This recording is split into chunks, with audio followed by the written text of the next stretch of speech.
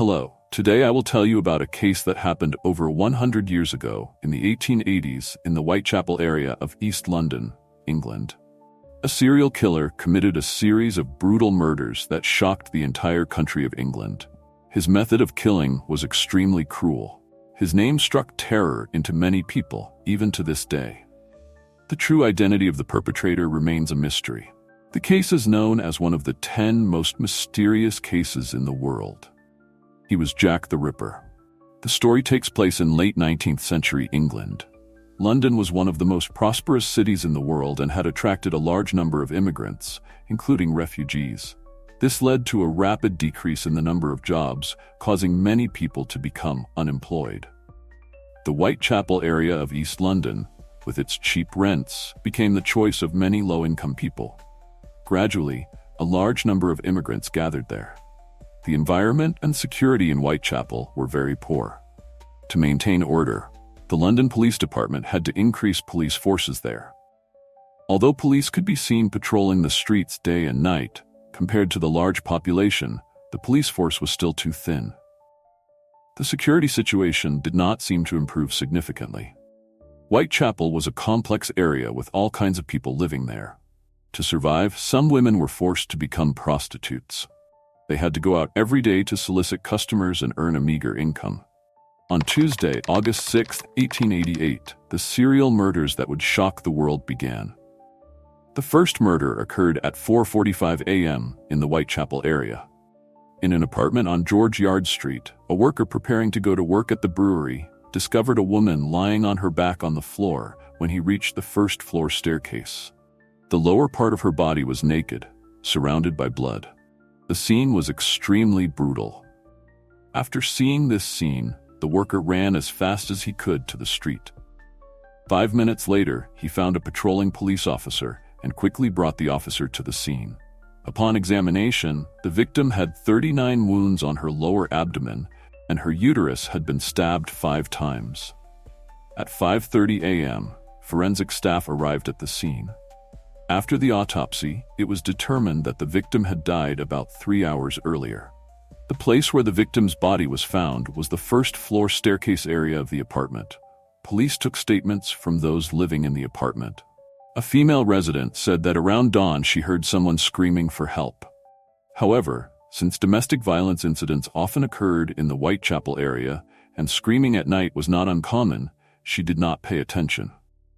2 other people living in the apartment said they returned home at 2 a.m. and at that time did not see anyone on the stairs.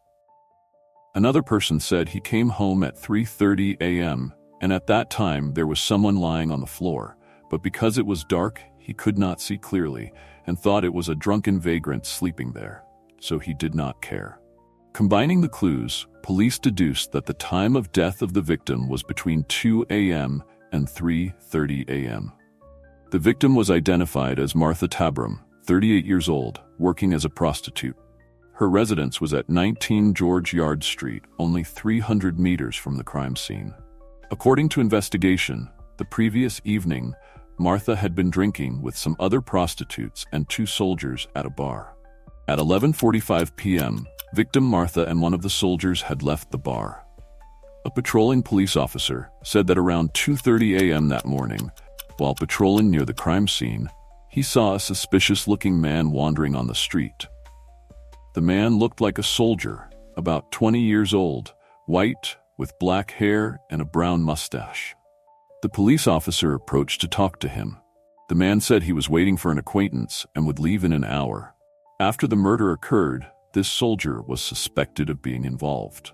2 days later, at the local military barracks, all soldiers who were on leave on the day of the incident were asked to gather for the patrolling police officer to identify. After identification, the police officer believed that 2 soldiers looked very similar to the man he had seen that evening. However, both soldiers above provided reliable alibis, so they were eliminated as suspects. In addition, after a period of investigation without results, 25 days after the first murder occurred, a second murder took place. At 3:40 a.m. on Friday, August 31, 1888, a carriage driver was driving his carriage on a street in the East End area. When passing a horse stable on Bucks Rose Street in the Whitechapel area, he was suddenly called back by a man. This man, named Charles Cross, with a panicked expression, told the carriage driver that there was someone lying at the entrance to the stable who seemed to be dead. At this time, it was still dark, and there were no streetlights, so the surroundings were very dark. The two men also went to the stable entrance to take a closer look. They saw a woman lying on her back on the ground, motionless, her eyes wide open, her skirt pulled up. The two men touched the woman's face and felt it was still warm, but her hands were cold. At 3:45 a.m., a patrolling police officer arrived at the scene. When the flashlight shone on the woman, they discovered many bruises on her face. Some teeth were also broken. There were 2 knife wounds on her neck, her abdomen was slashed open, and her intestines were slipping out. The scene was extremely horrific. At 4 a.m., forensic staff arrived at the scene and conducted an examination. The estimated time of death of the victim was around 3:30 a.m., which was only about 7 minutes before Charles and the carriage driver discovered the body. The murder weapon was a knife 15 to 20 centimeters long, possibly a folding knife or a Bowie knife, or possibly a scalpel. The way the victim's abdomen was slashed was not like what ordinary people would imagine. The killer may have had some knowledge of anatomy. The victim was identified as Mary Ann Nichols, 43 years old, also working as a prostitute. Her residence was a lodging house on Thrall Street. According to the investigation, at 1:20 a.m. on the day of the murder, Mary returned to the lodging house.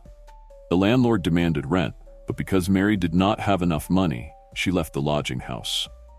At 2:30 a.m., at the corner of Whitechapel Road and Osborne Street, not far from the lodging house, a friend of Mary's saw her sitting leaning against the wall, looking drunk. This location was only 800 meters from the stable where the body was found. This friend intended to take Mary home, but was refused. After that, Mary went alone towards the stable.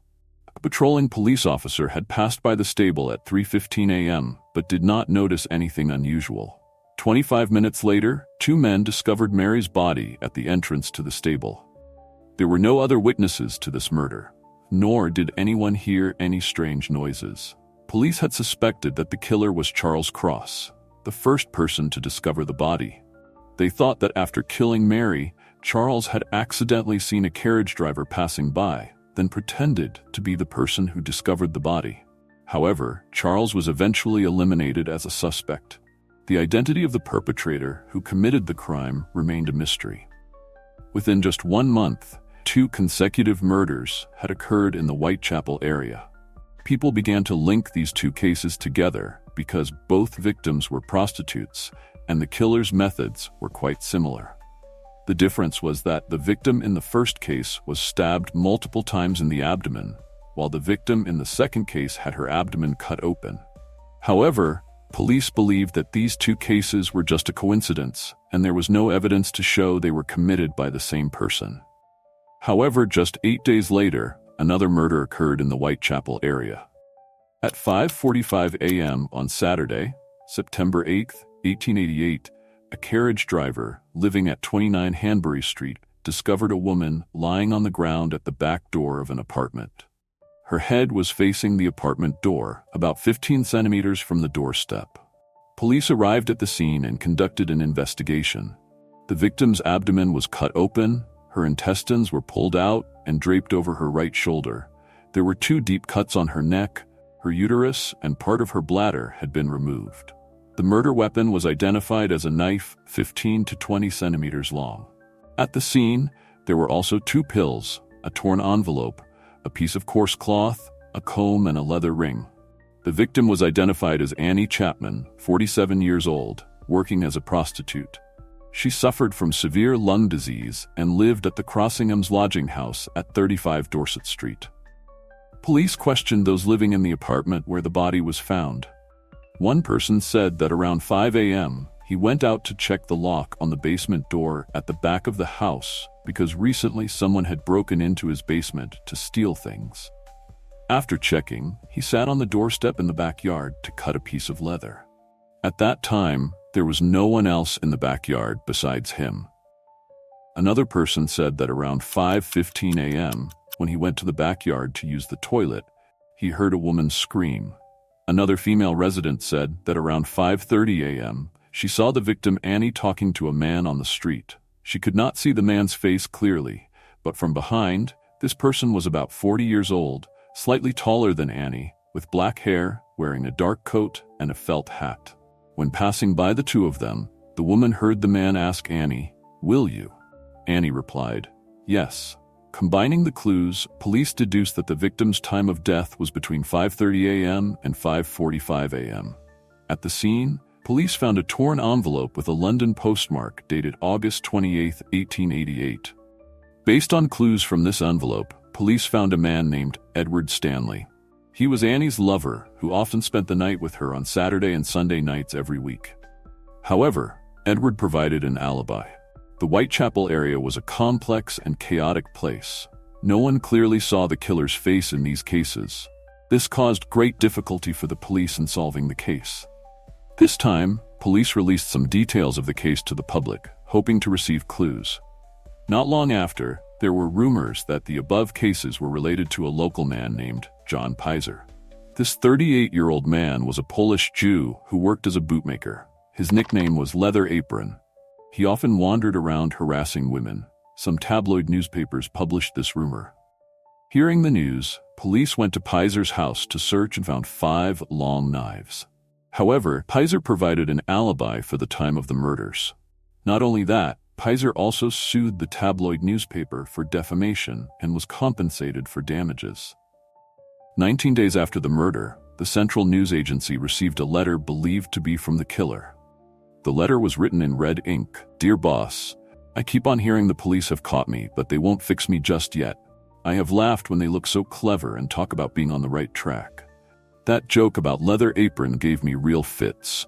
I am down on whores and I shan't quit ripping them till I do get buckled. Grand work the last job was. I gave the lady no time to squeal. How can they catch me now? I love my work and shall start again soon.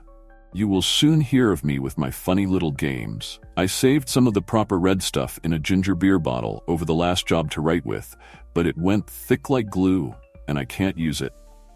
Red ink is fit enough, I hope. Haha. The next job I do, I shall clip the lady's ears off and send to the police officers just for jolly, wouldn't you? Keep this letter back till I do a bit more work, then give it out straight. My knife's so nice and sharp, I want to get to work right away if I get a chance. Good luck. Yours truly, Jack the Ripper. Don't mind me giving the trade name.